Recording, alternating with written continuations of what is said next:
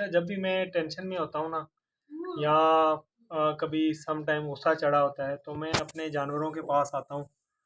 और यकीन करें कि ये जो है ना, एक टेंशन रिलीज एनिमल है।